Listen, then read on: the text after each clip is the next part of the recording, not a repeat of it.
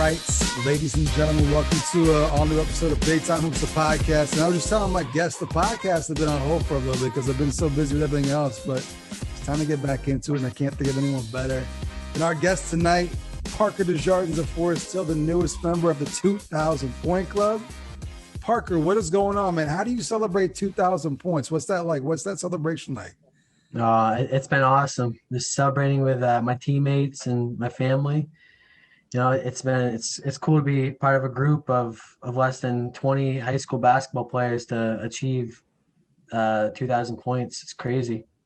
Yes, I was just reading the article. So believed to be the 19th player, male and or female. So it's a pretty small club, and this goes back, like 60, 70 years of main high school basketball. So like, has it sunk in? Like, is it all like kind of kicking in? Like, wow, like I've done something pretty special here. Not yet. I mean, I'm still just focusing on the season and the upcoming COVID Cup tournament thing we got going on. So, I mean, I haven't really thought about it too much. Yeah, so you still got some games to go here, but we were just talking before we started recording here, like came down to the last game of the regular season. And I'm guessing coming into the year, right, it was something you were aware of. You must have thought that, hey, it's probably within reach. I might have to really ball out, but I think I could probably get there. Was that the thinking coming into the season? Yeah, the start of the season, I knew it was achievable. I didn't know like if I'd be able to get it, but the first game of the year I came out and I scored a lot of points. So I mean, then from there on, I kept scoring 40 plus. So I was like, yeah, I can really do this. It's achievable, and thankfully I was able to get it done. Yeah, and the points just kept coming in bunches. I remember seeing the first game. I remember like seeing the first game score, and I was like, damn, this kid went off for 40 in the first game. And it was like the second game, 40 plus, third game, 40 plus, fourth game, 40 plus.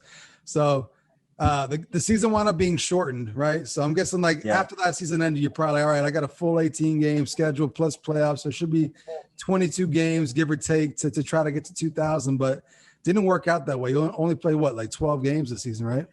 Yeah, we had 11. 11 games. Yeah, one of the schools that we're supposed to play, Mount Abram, they got a COVID case or something like that happened. So our game got pushed back the end of the season. So we weren't able to get 2 games with them, which kind of stunk. But yeah, so 2,000 points is incredible, but the point totals you've been putting up this season is incredible as well. So for those that may not be too familiar with Class D, Western Maine Hoop, or Southern Maine Hoops, right? Southern Maine. Yeah, Southern Maine, yeah. You know, you might not be in all the papers, like the scores might not always be there, but let's go ahead and just shed some light. For those that haven't been paying attention, just reached 2,000, but what's the season stat line? What did the season final stat line come out for you?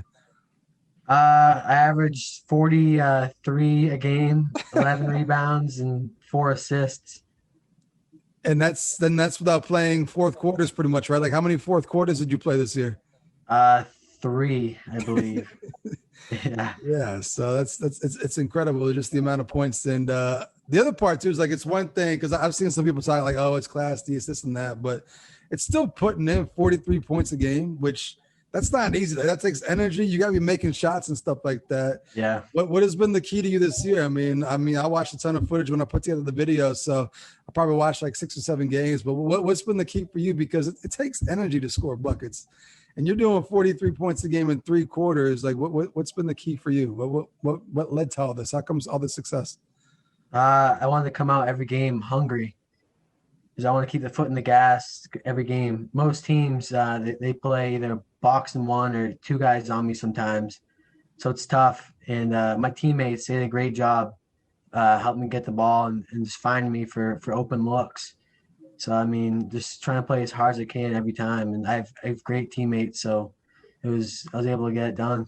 Yeah, and part of a great program, right? So another thing I did a little while back is I went back and I looked at all the different classes and kind of did like a decade in review, and Forest Hills was probably the Class D program of the decade. So it's a very successful program. So I want to shed some light on some Class D basketball, some Southern Maine Class D basketball, and the Forest Hills program here. So I mean, obviously, before you, there was a ton of success. They've had a ton of success with you.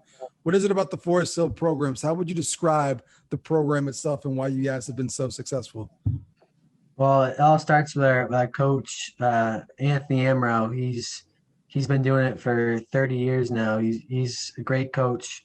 He knows coming from a small school, we have 45 kids in high school this year.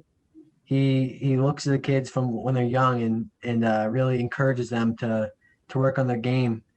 And that, I mean, I think that helps because these kids they see Coach Amrell like talking to them, and they want to work on their game so they can be good in the high school level. And I mean, the kids since Evan Worcester was when it really started, and he in 2013 they won the state championship, first one in Forest Hills history for boys. So that's when it all like kind of came together. And from then on, like my friends and I, we watched them and wanted to be just like them. So we're playing in the summertime and just trying to get better as much as we can so we can bring home state championships to Jackman. Yeah, and I'm glad you said Jackman. So we got to talk about this because Jackman itself, it's out there. I Oh always yeah. get shit being from Fort Kent. People say, "Oh, well, like, what the hell is up there? Like you're from all the way up there. What's up there?" But Jackman is out there too, right? So Oh yeah. explain Jackman for the folks that don't know it. You might, if you watch the news in the morning and they show the weather, you'll see Jackman just up there, kind of all by itself. So Oh yeah. tell us about the community of Jackman. So Jackman, it's a small town, obviously. I think we have 800 people, year-round residents. I mean, it's a hunting, snowmobiling, fishing town. It's an hour and a half from the nearest Walmart in Skowhegan, where you go to Canada. It's 20 minutes from the Canadian border. Yeah. So I mean, we're remote, and I mean, it's a travel to get anywhere. But I mean, I love it. It's tight knit community. Everybody knows each other. Like with basketball, everybody. I go to the store and everybody's talking to me about the game the night before. It's a great town, great place to grow up. I find it kind of odd though how Jackman is considered Southern Maine. Like you guys are part of Yeah, Southern Maine. I don't know how that works out because you guys are pretty far north. yeah. I don't know how that works. But you mentioned just a small town, so you know, and I was wondering how this kind of plays into just the community support because I'm guessing is Friday nights packed gym, all 800 people come out to the high school and just Oh yeah. I'm guessing just really support the teams, right? Oh yeah, we have a small gym. So whenever there's a game, everybody in the town's packed in there. We have the stage filled with people. Like it's crazy. We have like a rival game against either Valley or Greenville. It gets loud in there. I mean, it's a great environment. That's something that we're missing this year a lot. Just that energy that the people bring. It's crazy. So one of the things about being grown up in a small town is maybe not having the same access to resources or competition or gym space that people in bigger towns have, but also being remote. That means you got to travel to go to these places. So, like, how did you develop your game? Were you traveling places in summertime, like going to camps, or what's been your progression as a player? Because being out in Jackman, it could present some challenges just with the location and stuff like that. But you turned out all right. So, Yeah. what was your journey to get from being a kid in Jackman to being a 2,000 point scorer? So I'd say it all started with my parents when I was in third grade. They had like this little program for it was like third, fourth, and fifth graders. So we'd play like schools close to us, like Greenville, Bingham, and Madison. We just play games and have a little bit of practices, and that's how I got. I feel like I gained a love for basketball, and the guys that I played with, we kind of bonded, and that's the 2019 state championship team right there. That's how we started playing. Um, but then when I was seventh grade, I my parents saw this ad or something for a basketball program in Waterville. That was the Nation basketball with Woody. So we went there seventh grade, and I played with him till ninth grade. That's I feel like that's where I grew as a player. He gave me the skills needed, and I just grew as a player and got better. Then from there on, just traveled every weekend down to Portland, all over the place, just playing basketball. That's some serious mileage right there. Oh yeah, hours in the car. Portland's 3 hours away. Boston's five. So my dad, my brother, and I, man, we got some hours in the car. When you were coming into high school, because I'm guessing, you mentioned the 2013 team was kind of like that team that kind of inspired you and you wanted to be like that. Coming into high school, what'd you have for actual goals? Because it's one thing to say, I want to do that too when I get there, but I'm guessing you set some more specific ones besides just wanting to win a state championship. So what were some of the goals you set coming into high school? When I first started my first eighth grade year, I want to make an immediate impact on the team. The year before, they struggled. It was like I think they were 7-11, so I wanted to come in and make an immediate impact. But other than that, I mean, I want to be 1,000 point scorer and win a state championship. I just want to push myself in the court at all times, and I mean, do everything I could to win some state championships. That's my major goal. And you mentioned some of the rival schools you guys have, and that's usually probably the teams you have to run through in order to get to a state championship, right? So Yeah. Class D basketball, you think Valley, you think Forest Hills, especially over the last decade. So what were those games like? What are those regular season games like? Because not only are they probably close in proximity, but when it comes time to getting out of West or the Southern Maine to get to the state title game, you got to run through them. So, but what were those rivalry games like? They're always tough. It's always a close game.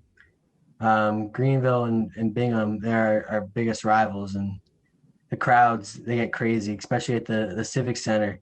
It's crazy how many people show up. Small towns, the whole place will be packed. I mean, it's crazy. But I mean, those guys, you've grown up with them from other teams, so it's like fun playing against them because you know their game so well. So I mean, it's fun. It's fun playing against them. It's fun. Yeah, I was going to ask, is it more fun because you guys probably grew up together, or is it more like intense, ugly, heated rivalry? Yeah, it gets heated. There's some trash talking going on. Yeah. Who's got the toughest crowd? Like, what's the toughest gym to go into? Like, who's got nasty fans? Oof. I'd say Valley. Yeah. They got some. Yeah. Those fans like to talk. And you guys, I mean, I don't know if you guys have caught up to them in overall state championships because they've won, they won a ton back in the early 2000s. They won 6 in a row back in the 2000s. It was crazy. So who's the better program? Like right now, like can Forest Hills claim like, hey, like we're the Class D school, Valley. You might have had your run, but it's Forest Hills time now. Can you claim that? I mean, the past 10 years we've been a way better program than them, but back in the 2000s, I mean, they killed it. They won 101 straight games. Like that's just crazy. I feel like if we had a chance to play this year, we would have been in like competing for a state championship, Yeah. So I feel like this year, the next year, my brother and the guys coming back, we another year competing for a state championship. So I mean, we could have caught up to them, but I mean, there's still time. There's still time. So you mentioned you could have went for a state championship this year. You guys are coming off a state championship, right? Or is it two? Yeah. You guys coming off two straight? 2 straight, yeah, back to back. Yeah, so we'll talk about how much it hurts not being able to go for a third straight here. But the first one, what do you remember most about the first state championship run? I remember the group of guys that we've been playing together for so long. So we just knew where each other were going to be on the court. We were just so like a well-oiled machine. We played so well together. And I remember going into the state championship against Skank in the Bangor Auditorium. It was like such a different atmosphere than Augusta. Like it's so much darker in there. It's so weird. we came in like, wow, this place is different. Yeah. I mean, we got it done. Skank was a great team, and we were able to get it done. A great feeling. It was like all that work we put in throughout the years, it paid off. How did Forest Hills and the town of Jackman celebrate a state championship? What did they do for you guys? Oh, we got home. They had a parade for us. They had fireworks. Oh yeah, they were going crazy. So that was the school's second state championship, right? 2013, and then you guys in 2018 or 2019? 2013 they won, 2015, and 2019, 2020. Okay, so by the time you won your first, Jackman was kind of like a little bit spoiled. That was their third one of the decade. Yeah. They still treated you good? It's still a good little celebration? Oh yeah. Oh yeah, they were good to us. Okay. What fueled you to come back? Because it's one thing to get to the top. It's another thing to stay on top. And I mean, you won a state championship as a sophomore, so obviously you had a Yeah. couple of cracks at it. What was the biggest difference for you being the hunted, being the defending champion, and maybe getting like other teams' best shots? What do you remember most from that second run to a state championship? That next year, it was a totally different team. We lost three key seniors. So we just looked at it as like totally different. Last year's team won states. This year's team hadn't won states. So we were still hungry. We wanted to go back and do it again. And it took us a while. In the summertime, we had to like find our identity.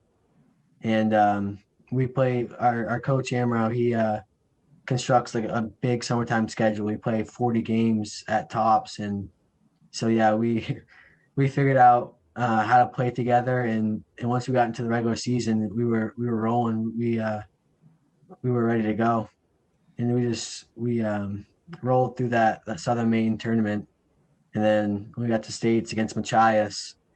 It was in Augusta, so it was like our home. It didn't feel any different. I mean, we were ready to go, and we came out strong, and we were able to get that done again.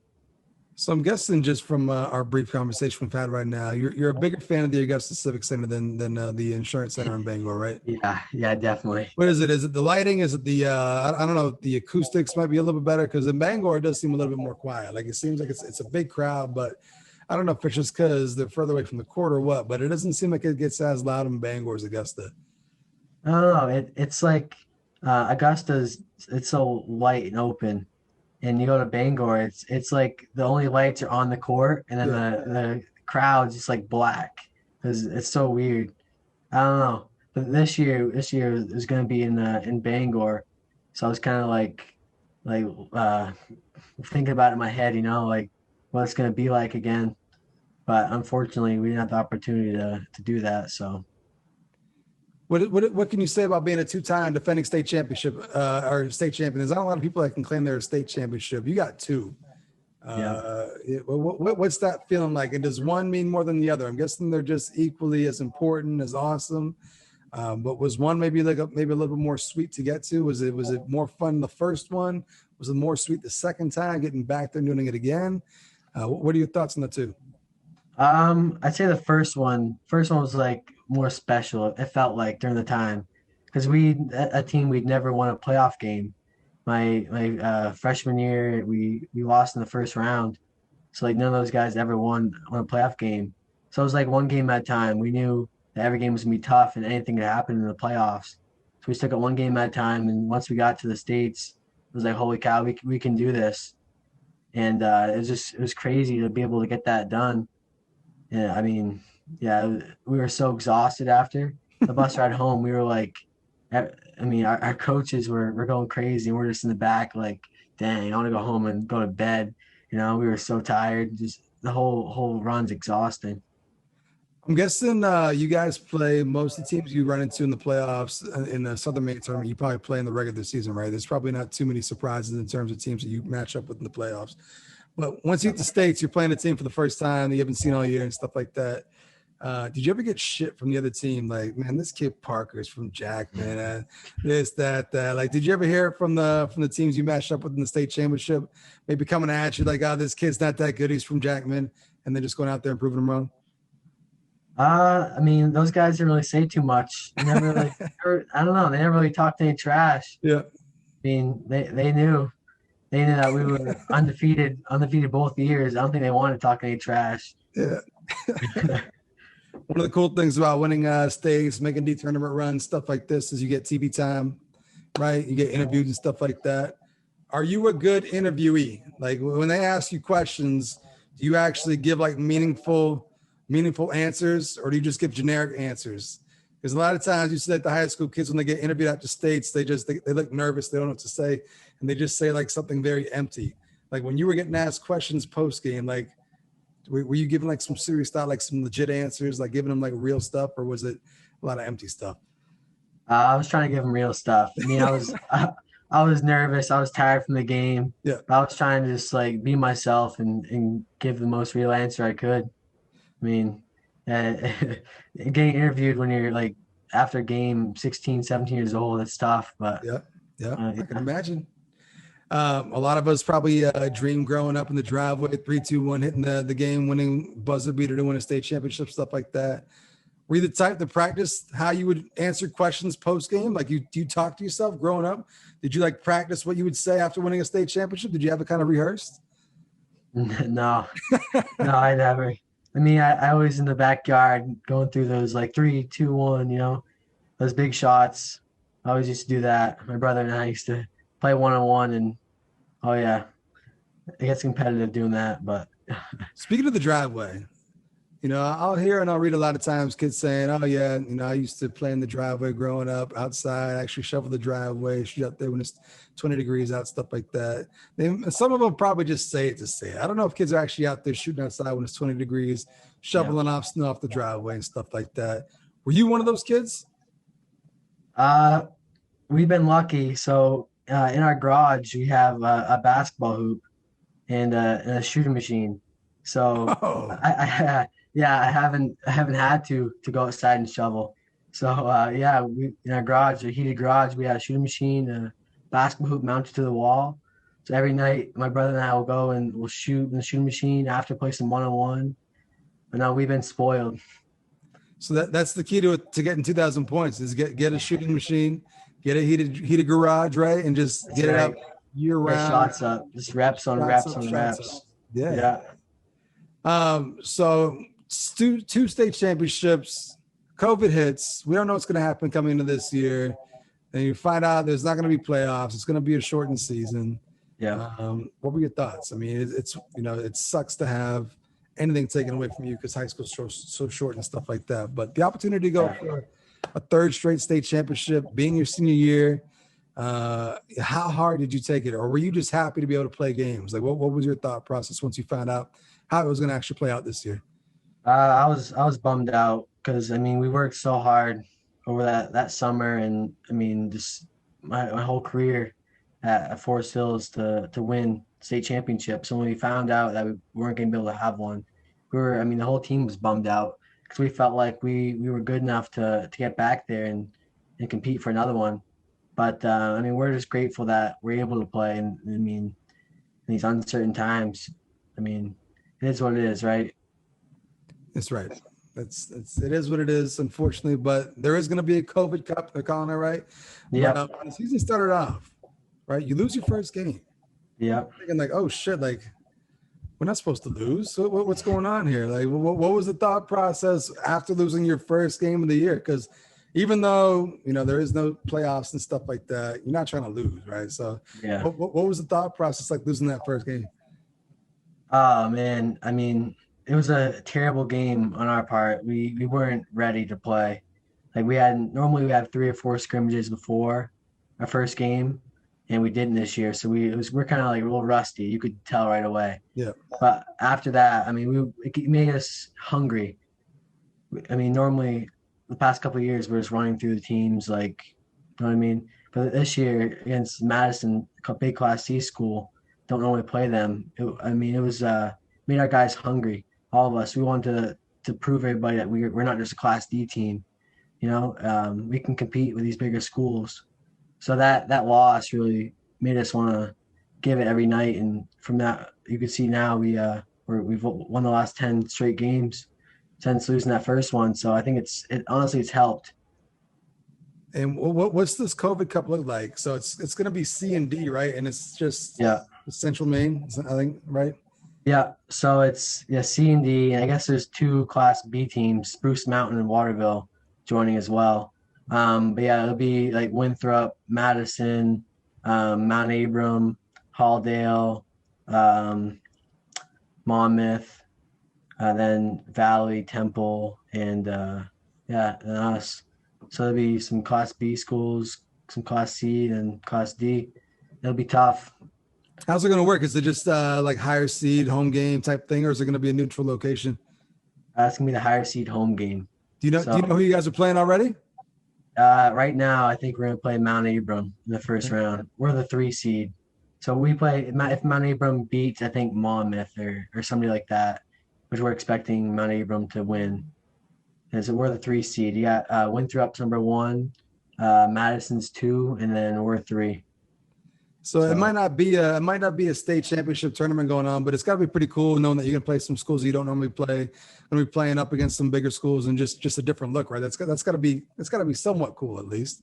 Yeah, yeah. I mean, these Class C and a couple Class B schools, and we know it's gonna be tough, but we feel that if we're able to win this tournament or make a deep run, that I mean, we'll show people that we can compete in the bigger schools.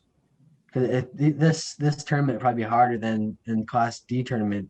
I mean, honestly, because I mean Madison Winthrop's a Class C back-to-back state champion. Yeah, it's true. I mean, it's gonna be tough. I mean, I feel we're hungry for it. We want to prove to people that we can do it. Another thing that you had going on this season was this chase for 2,000, right? So obviously, you have to score a bunch of points to get there with a shortened season. How do you balance trying to get yours? Because obviously, like I'm guessing, or you even said it, like coming into high school, like you wanted to score 1,000. You probably weren't thinking 2,000. No. Whenever 2,000 became realistic, like I'm guessing that's something you really wanted to do. So how did you balance going out there and getting yours? Because you have to put up some serious buckets to get to 2,000 with a shortened season versus still playing in the flow of the game, still playing off your teammates. How'd you balance all that? I didn't want to force any shots. I only took the shots that were good shots, and when my teammates were open, I gave them the ball. We played to win every game, to make winning plays. So I didn't want to force anything or take any stupid shots. I mean, my teammates, they were great. They understood what I was trying to do, and they found me. I mean, they found me a lot of the times. But yeah, I'm lucky to have great teammates. Yeah, and that's the one thing I noticed when I was watching all the game tapes was like nothing, you didn't force anything. Like, everything was in the flow of the game. Yeah. And up your teammates making the right pass, which was really cool to see.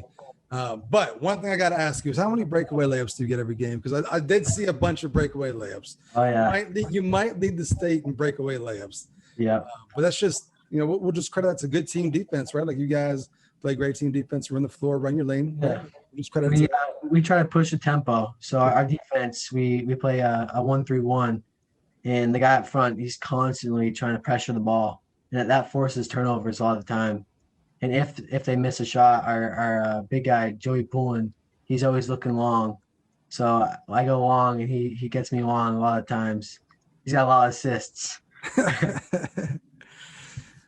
Being from a small school, small town, I'm sure you get all the time. People kind of discredit Class D. Oh, he plays at a Class D school. Oh, it's Class D hoops, stuff like that.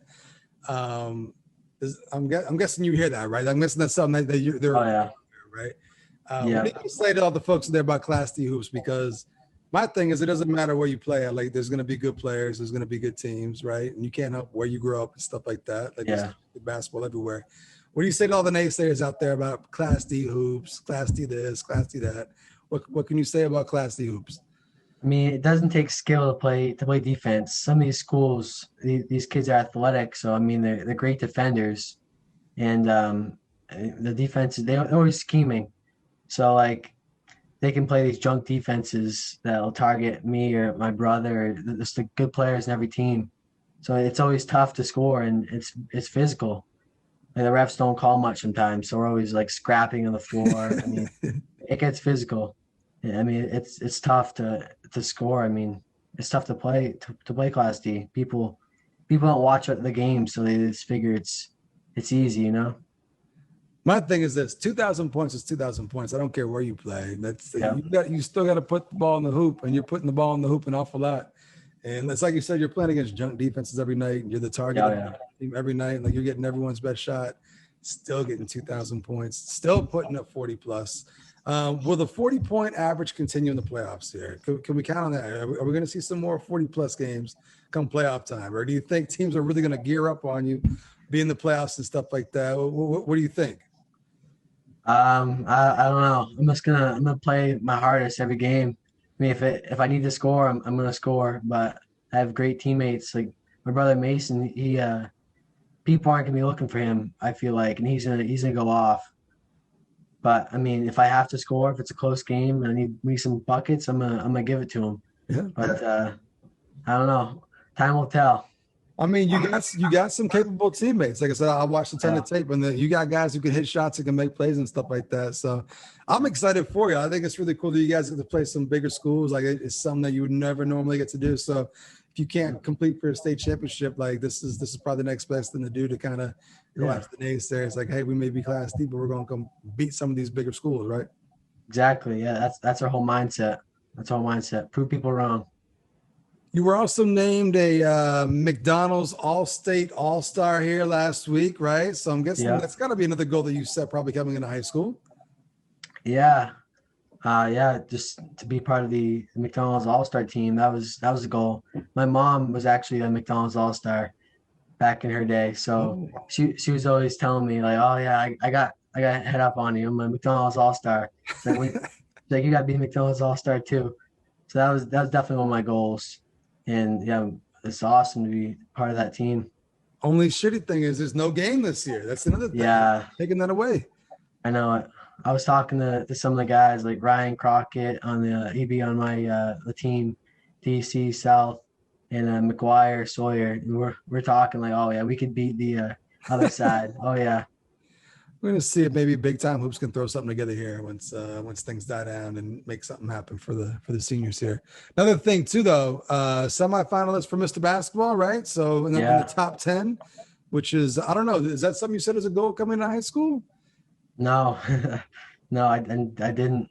No, it's crazy to be part of a group with those guys, top 10 in the state. It's crazy. Guys like Cash and Peyton Jones. Sawyer Dupree, like it's crazy. And I'm wondering, like, what do you think your chances are? Because it's a career award, so it's not just based on a senior year, but you look at your career, 2 state championships, 2,000 career points, probably could have won a 3rd straight state championship this year. How do you feel the resume stacks? Do you think like you have a chance to be in that final 3? Oh man, I think I have the best resume out of any of those guys. But it just comes down to like Class D. If people are gonna like recognize the Class D, because like you said, they count me out just because of where I play. Right. So I mean, it's gonna come down to that. I feel, but I feel like I got a good chance to get there. I think you'd be the first one since I think Garrett Beal was the last Class D guy. Yeah. Would have been like, Mr. Basketball 2013. Yeah. So it's time. It's been almost a decade. It's time for another Class D Mr. Basketball. I agree. Looking beyond this year, what's the plan? You planning on playing in college? Like, have you got that situation figured out yet? I mean, I'm guessing it's got to be tough just trying to even pick a school, let alone if you're trying to go play basketball at school and stuff like that. So what are the plans beyond this year here? I'm still trying to figure it out. I've met with a bunch of schools and I've watched some games, just trying to figure out what the best fit is for me. Any idea? And narrowed it down? Can you give us any hint, or is it still way too early to tell? No, I've narrowed down to either Thomas, Farmington, or Maine Maritime Academy. Some good schools right there. Yeah, I mean, I can't go wrong either way. But I'm gonna try to decide soon. Hopefully, next week or something like that. Soon. Okay, it's gonna be a big couple weeks. Got playoffs. Got basketball coming up, maybe college decision. Just a whole I know for the month of March for you. Yeah, it's a busy month. I mean, I love it. Yeah, and let me ask you this real quick. School, what's school been like for your senior year? I mean, I'm guessing it's definitely not what you planned or how you pictured your senior year of high school to go. But what are you guys doing? You guys doing remote learning? You guys doing it in class? Like, what's it been like for you all year? We're 100% in person. Nice. We only have 45 kids in high school, so we were able to make it work. To wear masks all the time, which is no big deal. I mean, we got used to that after the first week. Yeah, we're pretty much normal. Nothing's really changed. It's great. I mean, you like that? You prefer being in class? Or you prefer being home? I like to be in class. At home, I'm distracted. Yeah. You know, I got the shooting machine in the garage. Might as well shoot shots instead of going to class. You know. Yeah. But no, I mean, I like being in school. I mean, where I live in Jackman, it's been perfect for these times, man. Like we haven't really seen much of COVID. It's been great. Yep. Well, that's one positive right there, at least in the crazy year that it's been for you. At least that's something that's worked out. Yeah. Before we get up out of here, I'm just gonna hit on some random questions here, and we'll see what we can come up with. So, you just got your 2,000 point. How did you score the 2,000 point? What kind of bucket was it? So what happened was I 36 seconds left. So I came down and I passed to my brother, and he was looking for me for the three. We all knew I needed three left, and he got me. I missed the first three, and it came back right at me. I caught it and I got it again and made it. Then how about, do you remember how you scored your 1,000 point? Um, yeah, it was a 3-pointer as well, I believe. Yeah, I missed a free throw. I could have scored on a free throw. I missed that free throw. And like next play down the court, I cut down the middle and came back through in the top of the key. And my teammate Hunter Cuddy, another 1,000-point scorer, Forest Hills, he got me in top of the key and I hit it. Second game of the year last year. Do you remember your first bucket? Do you remember your first career point? Well, let me Oh, guess, 3-pointer. I'm sensing a theme, 3-pointer. I don't think so. I think it was down in the island. It was Vinyl Haven, eighth grade year, Vinyl Haven. Um, I was like super nervous. It was I think it was a 5 hour trip to get there. It was 4 hour bus ride, and then we take a ferry to the island. So it was a long day. And we played back to back there. So like sleep at a hotel. It was crazy. But I think it Yeah, was like a floater. I'm pretty sure it was a floater. that was going to be my next question is what's the longest bus trip you guys take? Because you're out there. Yeah. So pretty much any game is a road trip for you. But what's the furthest road trip you guys take on the schedule? We used to do Vinyl Haven. That was 5 hours, but we play them now at KVCC. So we meet like halfway. But I That's mean, great. I think our furthest is Portland. I mean, that's not bad. We're used to it. Just take a nap on the bus, then you're there. Yeah. It's not bad. We're used to it. What's your favorite opposing gym to go into? What's the best one? Oh man, I gotta say I gotta say Greenville. I like Greenville. They got a big court. Like the way we play fast, and we're trying to like run our other team till they're tired. And our gym's tiny, so we have a hard time doing that sometimes. But at Greenville, it's a big gym, and it's the rims are loose. Like it's nice. You haven't lost too many games in high school because you've won a whole lot. But what's the most crushing defeat? What's the toughest loss that you remember? The one that you'll always remember from your high school days, since there wasn't too many of them. Freshman year, we played Bingham at home, and we lost by like 2 points or 4 points or something. But I had like the worst game of my life. I had 3 points. They put a guy on me the entire time. So I was 5'1", 5'2", in that freshman year. So they put a guy on me like the entire game, and yeah, that was the game where I felt like I knew I needed to do something different. Like just 3 pointers wasn't gonna cut it. Yeah, I got in the weight room and just try to get more physical. And I came back my sophomore year and 3 pointers, layups, getting to the rack, mid range, everything. So I'd say that game was tough. I mean, but it really helped me. I was gonna And say you dish out the physicality now. Like I see you go to the hoop, and I see you dishing out pain whenever you go to the hoop now. yeah, yeah. I played big. I mean, in the off season during COVID, we got a squat rack and a barbell for my birthday. So I was in my garage lifting weights every day, trying to get bigger. This And garage, it sounds like the best garage in the state right here. The shooting machine, oh squat yeah, rack. What else do you need? Heated in the it's wintertime? the place to be, man. Yeah, it sounds like it. Awesome. Yeah, I mean, just I'm trying to play physical. I know at the next level, I gotta get faster, stronger, because the speed of play is so much faster than high school. So I'm just trying to get my body ready for that. We mentioned some of the rivalry teams that you guys kind of face in the schedule every year. The games you get jacked up for. Who were some of the players? Like who did you love to match up with during your time? Like who were the guys you like to go at as a competitor during your time here at Forest Hills? For I'd say probably the best player was Nick Foley from Greenville. Yeah. I was eighth grade and freshman when we played them. He graduated a couple of years ago, but he brought that Greenville team, very good Greenville team, to states back to back, and they won it in 2018, I believe. But one of the best games ever was freshman year. against them in Jackman, and we beat them like by 10 points or something, like a crazy game. After they had gone to states the year before, and they were like predicting to go undefeated. They're like gonna sweep everybody, and we beat them. So that was crazy. It was a crazy game. I played great. Our whole team played great. But then a freshman year, 8 games in, I broke my foot.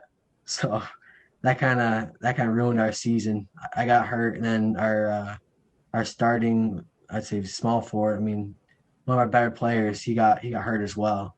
So we were like 7-1 at that point, and then I got hurt, and just our season went to crap. That was it. That was it right there. Yeah, yeah.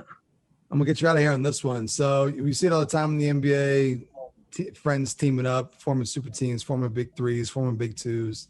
If you had to go somewhere and go team up with somebody, or you could bring someone to Forest Hills to form like the best duo in the state or the best big three, which way would you go and who would it be?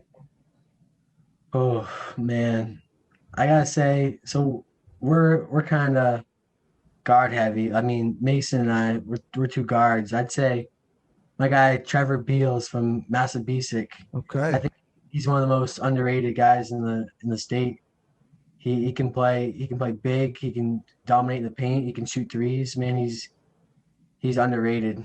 Trevor Beals, man. Good answer. Good answer right there.